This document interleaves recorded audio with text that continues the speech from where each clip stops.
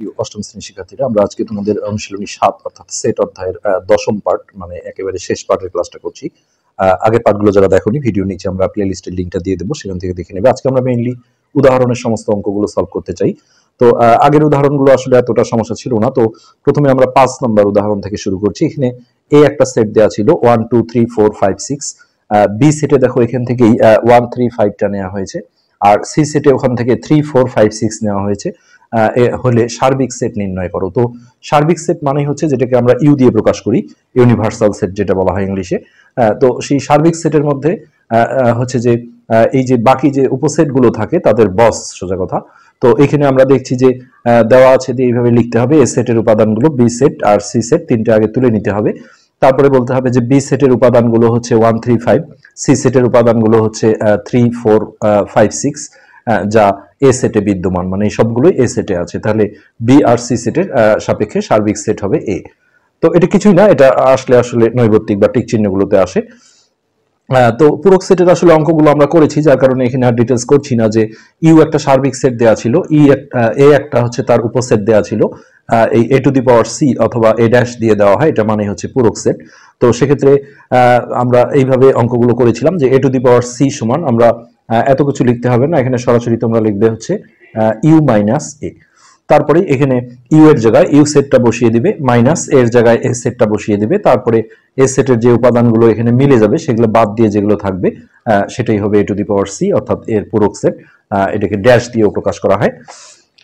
তো এর পরবর্তীতে আমরা চলে আসছি উদাহরণ 7। তো এখানে দেখো সি রাজ্জাক সাকিব আলোক অলোক, আর ডি সেটে বলা হয়েছে Alok Mushfiq C union D, যেটা আমরা আসলে সংখ্যা দিয়ে করি, এখানে নাম দিয়ে দেওয়া হয়েছে। তো দুইটা থেকে একটা সংযোগ সেট তৈরি করে নিতে হবে। হ্যাঁ, সেক্ষেত্রে কোনো সিরিয়াল নেই, আমরা যে কোনো সিরিয়ালে করতে পারি। তো এই যে সি ইউনিয়ন ডি লিখে সেই উপাদানগুলো বসিয়ে দিয়ে রাজ্জাক নেওয়া হয়েছে, তারপরে সাকিব নেওয়া হয়েছে, অলোক কমন থাকলে একটা নিতে হয়, আর মুশফিক, এটাই অ্যান্সার। এরপর উদাহরণ 8, আর একটা সেট দেওয়া হয়েছে, এটা সেট গঠন পদ্ধতিতে দেওয়া হয়েছিল শর্ত দিয়ে যে 6 এর গুণনীয়ক সমূহ আর এস হলো 8 এর গুণনীয়ক সমূহ হলে আর ইউনিয়ন এস কত হবে। তো 6 এর গুণনীয়ক গুলো আমরা জানি যে 1 2 3 6, এইভাবে তাহলে আর সেটটা হবে 1 2 3 6। আর 8 এর গুণনীয়ক 8 কে কি দিয়ে ভাগ যায় সেগুলো 1 2 4 8। তারপর এই দুটো সেটকে সংযোগ সেটে নিয়ে গেলে আর ইউনিয়ন এস, অর্থাৎ মানগুলো বসিয়ে দিয়ে এই দুটো সেট থেকে একটা সেট গঠন করা। সেক্ষেত্রে একই উপাদান রিপিট করা যাবে না, দুটো 1 এর মধ্যে একটা 1, 2 একটা, তারপরে 3 আসলো, তারপরে 4, তারপরে 6 8। সেটের বলা হয় কোনো ক্রম নেই, ছোট থেকে বড় বা বড় থেকে ছোট, তারপরে আমরা সবসময় ছোট থেকে বড়ই কিন্তু সাজিয়ে থাকি। এটা ছিল আমাদের উদাহরণ 8 এর কোয়েশ্চেনটা। এরপর আমরা উদাহরণ 9 দেখব। এগুলো সবগুলো আসলে আমরা অনুশীলনীতে এরকম অঙ্ক করে ফেলেছি। তো উদাহরণ 9 যেটা আছে, এ হলো 1 3 5 আর বি হলো 5 7, এটা ইন্টারসেকশন চাওয়া হয়েছে, সেট সেট যেটা বলা হয়। তো দেওয়া আছে দিয়ে তুলে, তারপর এ ইন্টারসেকশন বি, এখানে এই দুটো সেটের মধ্যে কমন যে উপাদান সেই উপাদানগুলো নিয়ে গঠন করতে হয়। অর্থাৎ দুটো সেটের মধ্যে দেখা যাচ্ছে যে 5 কমন আছে, আর কোনো কিছু কমন না থাকলে সেক্ষেত্রে 1 নিতে হয়।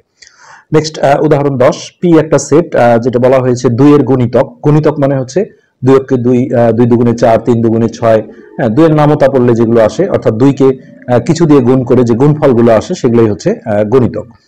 আর আরেকটা শর্ত দেওয়া আছে যে 8 এর সমান হবে অথবা 8 এর চেয়ে ছোট হবে, তার মানে 8 পর্যন্ত নিতে হবে। হ্যাঁ, তো এইভাবে পি সেটটা আমরা গঠন করে ফেললাম যে 2 কে 2, 2 দুগুণে 4, 3 দুগুণে 6, 4 দুগুণে 8। যদি এখানে এই দাগটা না থাকতো তাহলে 6 পর্যন্ত নিতে হতো, আর এই দাগটা মানে হচ্ছে সমানও ধরে, অর্থাৎ 8ও নিতে হবে। আর কিউ একটা সেট দেওয়া ছিল যে 4 এর গুণিতক, আর শর্ত দেওয়া ছিল যে সেটা 12 সমান অথবা 12 চেয়ে ছোট হবে, অর্থাৎ 12 কেও নিতে হবে। তো 4 কে 4, 4 দুগুণে 8, 3 4 12 পর্যন্ত। নেক্সট এই দুটা সেটের সেট সেট বা ইন্টারসেকশন চাওয়া হয়েছিল, পি ইন্টারসেকশন কিউ। তারপরে এখানে মানগুলো বসিয়ে দিয়ে দুটো সেটের মধ্যে যেগুলো কমন 4 আর 8, হ্যাঁ, এগুলো এখানে নিয়ে আসতে হবে। তো এবার আমরা দেখব উদাহরণ 11। এখানে এ একটা সেট দিয়ে বলা ছিল এক্স যেন এক্স বিজোড় স্বাভাবিক সংখ্যা, আর এক্স এর মানটা 1 এর চেয়ে বড় হবে, 7 এর চেয়ে ছোট হবে। আর বি একটা সেট 8 এর গুণনীয়ক সমূহ হলে এ ও বি এর সেট দ্বয় পরস্পর নিঃছেদ সেট। তো নিঃছেদ সেট মানে হচ্ছে দুইটা সেটের মধ্যে যদি ইন্টারসেকশন করা হয় এরকম, সেটা যদি ফাঁকা সেট আসে, কোনো কিছু কমন না থাকে, এটাকে নিঃছেদ সেট বলা হয়। তো সেক্ষেত্রে আগে এ আর বি সেটটাকে তালিকা পদ্ধতিতে আগে নিয়ে আসতে হবে। তো এখানে এ সেটের শর্ত ছিল এটা বিজোড় সংখ্যা আর একের চেয়ে বড়, সাতের চেয়ে ছোট। তো 3 আর 5 হবে এ সেট। আর বি সেটে 8-এর গুণনীয়ক গুলো নিতে হবে 1 2 4 8। তারপরে এই দুটোর ইন্টারসেকশন করলে দেখা যাবে যে কোনোটাই কমন নেই, অর্থাৎ ফাঁকা সেট। তো ফাঁকা সেট আসলে এটাকে আমরা নিশ্চিত সেট বলে থাকি। এরপর উদাহরণ 12, সি সেট দেওয়া আছে, একটা ডি সেট দেওয়া আছে, এটা আমরা এরকম অঙ্ক অনেক করেছি। দুটোর ইউনিয়ন চাওয়া হয়েছে আর একবার সেট অর্থাৎ ইন্টারসেকশন চাওয়া হয়েছে। তো ইউনিয়নের সময় এই দুইটা সেট থেকে একটা সেট গঠন করে নিতে হবে। সেটের ক্রম না থাকলেও আমরা ছোট থেকে বড় লিখবো আর কোনো উপাদান রিপিট করব না। আর ইন্টারসেকশনের সময় দুইটা সেটের মধ্যে কমন উপাদানগুলো নিতে হবে। এটাই হলো এটার অঙ্ক। তো এরপর 13 নাম্বার, ই একটা সেট এক্স মৌলিক সংখ্যা এবং 30-এর চেয়ে ছোট। হ্যাঁ, তো 30-এর চেয়ে ছোট মৌলিক সংখ্যাগুলো নিতে হবে। তো আমরা জানি সবচেয়ে ছোট মৌলিক সংখ্যা কিন্তু 2। হ্যাঁ, কিন্তু বিজোড় হলেই যে মৌলিক হবে তা না। যেসব সংখ্যার শুধুমাত্র দুইটা গুণনীয়ক থাকে, একটা হলো 1 আর ওই সংখ্যা নিজে, যেমন 9 আসেনি, দেখো 15 আসেনি, এইভাবে 2 3 5 7 এইভাবে করতে করতে 30-এর চেয়ে যেহেতু ছোট 29 পর্যন্ত নিতে হবে। নেক্সট এ ও বি হচ্ছে 42 আর 70-এর সকল গুণনীয়কের সেট। তো 42-এর গুণনীয়কগুলো আগে বের করে নিতে হবে। তো এরা যেভাবেই করুক, আমরা গুণনীয়ক বের করা একটু অন্যভাবে শিখিয়েছিলাম, যে যার গুণনীয়ক চায় 1 গুণন সেই সংখ্যাটা তোমরা লিখে নেবে। তারপরে এটা যদি জোড় সংখ্যা হয়, সবসময় আগে 2 দিয়ে ভাগ করারই চেষ্টা করতে হবে।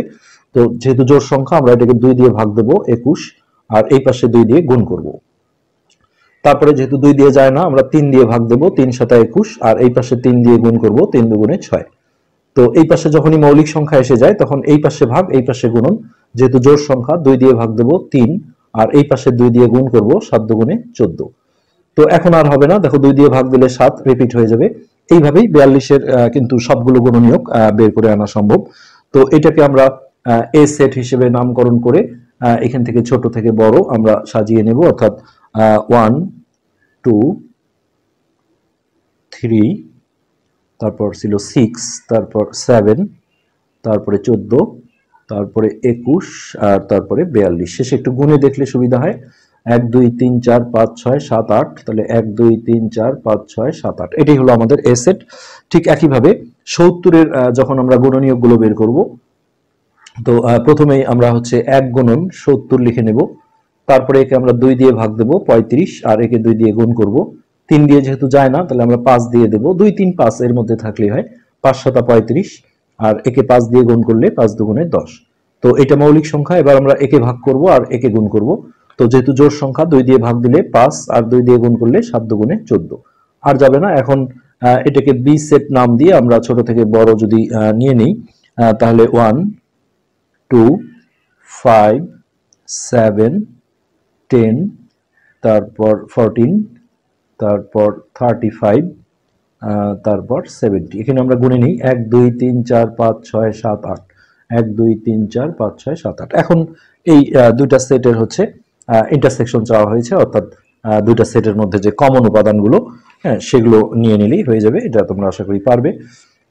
তাহলে এ ইন্টারসেকশন বি লিখে এই দুটো সেট পাশাপাশি বসিয়ে দিয়ে তাদের কমন উপাদানগুলো আসছে 1 2 7 আর 14। এটাই ছিল আমাদের উদাহরণ 14। তো এখানে আমরা কাজের একটা অঙ্ক আসলে একটু দেখাতে চাই তোমাদের। এটা ভেন চিত্রের কারণেই অনেকের ক্ষেত্রেই একটু সমস্যা লাগে, আমরা সেই জন্য এটা একটু দেখাবো। তো এই যে এইখানে যে কাজটা ছিল, ইউ একটা সেট দেয়া ছিল, ইউ হলো সার্বিক সেট 1 2 3 4, এ একটা সেট 1 2 3, আর বি হলো 2 3 4, আর সি হলো 1 3। এখন প্রথমে ইউ ইন্টারসেকশন এ চাওয়া হয়েছে।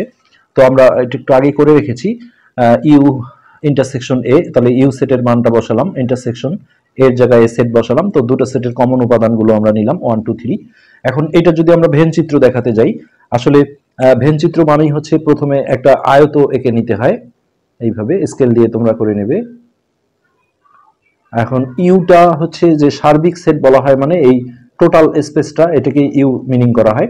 তো ইউ ইন্টারসেকশন এ, এই দুটার কমন উপাদান আসছে 1 2 3 যেটা বলা হচ্ছে। তো ইউ এর মধ্যে আসলে সবগুলো উপাদানই আছে, যেটা 1 2 3 4, যেহেতু এটা সার্বিক সেট ছিল। হ্যাঁ, তো এই 1 2 3 4 এটা আছে এই সরানো ছিটানো এর ভিতরে থাকবে। আর ইউ আর এর মধ্যে কমন উপাদান আমরা পেলাম 1 2 3, অর্থাৎ এ সেটটা যদি আমরা একটা বৃত্তে উপস্থাপন করি, যেটা আমাদের এ বৃত্ত, তাহলে এ সেটের যে উপাদানগুলো ছিল 1 2 3, এই তিনটা এই বৃত্তের মধ্যে থাকবে 1 2 3। আর ইউ সেটে যেহেতু 4টা ছিল, এই 4টা এই সাদা জায়গার কোনো এক জায়গায় বসিয়ে দিতে হবে। তো এটার ভেন চিত্র হচ্ছে এরকম। নেক্সট 2 নম্বর যেটা ছিল যে সি ইন্টারসেকশন এ, তো এই দুটার ইন্টারসেকশন করলে কমন আসবে 1 আর 3। তো এটারও যদি আমরা ভেন চিত্র আলাদাভাবে দেখাতে যাই, তাহলে প্রথমে আমরা একটা আয়ত এঁকে নিলাম। তো এক্ষেত্রে একটা বৃত্ত আমরা দেব হচ্ছে এ, আর একটা দেব সি বৃত্ত। তো এই দুটার মধ্যে যে কমন উপাদানগুলো আছে তোমাদের সেটা আগে খুঁজে নিতে হবে, যে সি আর এ এই দুটোর মধ্যে কমন আছে 1 3। তো এই যে কমন জায়গাটা আছে এখানে 1 আর 3 এই দুটো বসাতে হবে। তারপরে এটা যেহেতু আমাদের এ বৃত্ত আর এটা সি বৃত্ত, এ বৃত্তের যে মানগুলো ছিল 1 2 3, হ্যাঁ তার মধ্যে 1 আর 3 কিন্তু চলে আসছে, আর 2টা এই ফাঁকা জায়গার কোনো এক জায়গায় বসিয়ে দিতে হবে। আর সি এর মান ছিল 1 3, সেই 1 3 এর মধ্যে দুটোই কিন্তু চলে আসছে, এখানে আর কিছুই বসাতে হবে না। তো এইভাবেই এগুলো ভেন চিত্রগুলো করতে হয়। তো এরপরে ছিল বি ইউনিয়ন সি। এটা আমরা এখানে যখন বসিয়েছি বি সেটের মানটা বসিয়েছিলাম, তারপরে আমরা সি সেটের মানটাও সি সেটের মানটা বসিয়েছিলাম, তারপর দুটো থেকে আমরা সংযোগ করেছি। তো ভেন চিত্র আঁকতে গেলে এই দুটোর মধ্যে কমন গুলো আগে খুঁজে নিতে হয়। তো এই দুইটা সেটের ইন্টারসেকশন বা কমন করলে যেটা হচ্ছে সেটা হচ্ছে শুধুমাত্র 3টা কমন আছে। তো এটার যখন আমরা ভেন চিত্রটা আঁকবো, এইভাবে একটা আয়ত এঁকে নিয়ে দুটা বৃত্ত আমরা দিয়ে দেব, একটা কমন জায়গা দেব। তো এইখানে একটা হচ্ছে বি, এটা আমরা বি সেট ধরলাম, আর এটা সি। তো এই বি আর সি সেটের কমন ছিল শুধু 3, তাহলে এই কমন জায়গাটা আমরা 3 বসাবো। আর বি সেটের যে উপাদানগুলো ছিল 2 3 4, তাহলে 2 আর 3 তো এখানে চলে গেল, 4টা আমরা এরকম কোনো একটা জায়গায় বসিয়ে দেবো। আর সি সেটের উপাদান ছিল দেখো 1 আর 3, তো সেক্ষেত্রে 3টা এখানে বসে গেছে, আর 1টা এখানে এই সাদা জায়গার কোনো এক জায়গায় বসিয়ে দিলেই এটাই ভেন চিত্র হয়ে গেল। তো এটাই মোটামুটি এই কয়েকটাই ছিল। তো আজকের পার্ট আসলে এখানে আমরা শেষ করতে চাচ্ছি। তো যারা চ্যানেলটা সাবস্ক্রাইব করনি রিকোয়েস্ট করবো সাবস্ক্রাইব করতে। ধন্যবাদ।